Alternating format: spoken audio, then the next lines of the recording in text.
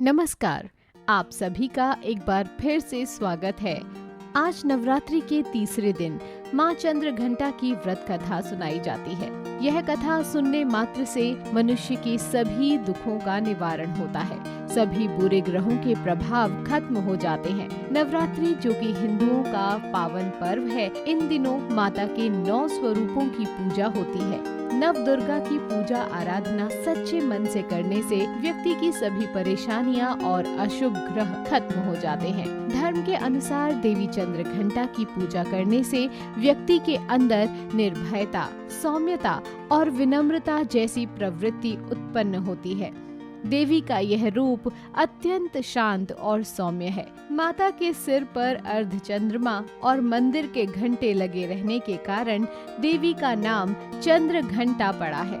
माँ चंद्रघंटा अपने वाहन सिंह पर उठकर अपनी 10 भुजाओं में खड़ग, तलवार, ढाल, गदा, पास, त्रिशूल, चक्र और धनुष के लिए मुस्कुराती मुद्रा में दिखाई पड़ती हैं।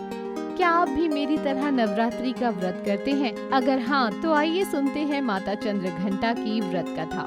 हिंदू शास्त्र के अनुसार जब देवी देवताओं और असुरों के बीच लंबे समय तक युद्ध चल रहा था, तब असुरों के स्वामी महिषासुर ने देवताओं पर विजय प्राप्त कर इंद्र का सिंहासन छीन लिया और खुद स्वर्ग का स्वामी बन बैठा। इसको देखकर सभी देवतागण काफी दुखी हो गए। स्वर्ग से निकाले जाने के बाद देवतागण इस समस्या से निकलने के लिए त्रिदेव यानी ब्रह्मा, विष्णु और महेश के पास गए। वहां जाकर सभी देवताओं ने असुरों के किए गए अत्याचार और इंद्र, चंद्रमा, सूर्य और वायु और अन्य देवताओं के सभी छीने गए अधिकारों के बारे में भगवान को बताया। देवताओं ने भगवान को बताया कि महिषासुर के अत्याचार के कारण स्वर्ग लोक तथा पृथ्वी पर अब विचरण करना असंभव हो गया है। तब यह सुनकर ब्रह्मा, विष्णु और भगवान शिव शंकर अत्यंत क्रोधित हो गए। उसी समय तीनों भगवानों के मुख से एक ऊर्जा उत्पन्न हुई। देवता गणों के शरीर से निकली ऊर्जा एक साथ मिल गई। यह ऊर्जा 10 दिशाओं में व्याप्त होने लगी। तभी वहाँ एक कन्या उत्पन्न हुई। तब शंकर भगवान ने देवी को अपना त्रिशूल भेंट किया। भगवान विष्णु ने उनको चक्र प्रदान किया और इस तरह सभी देवताओं ने माता को अस्त्र शस्त्र देकर सजा दिया। इंद्र ने भी अपना वज्र और ऐरावत हाथी माता को भेंट किया। सूर्य ने अपना तेज, तलवार और सवारी के लिए शेर प्रदान किया। तब देवी सभी शस्त्रों के साथ महिषासुर से युद्ध करने के लिए युद्ध भूमि में आ गई और उनका यह विशाल रूप देखकर महिषासुर भय से कांप उठा। तब महिषासुर ने अपनी सेना को माँ चंद्रघंटा पर हमला करने को कहा। तब देवी ने अपने अस्त्र शस्त्र से असुरों की सेना को क्षण भर में नष्ट कर दिया।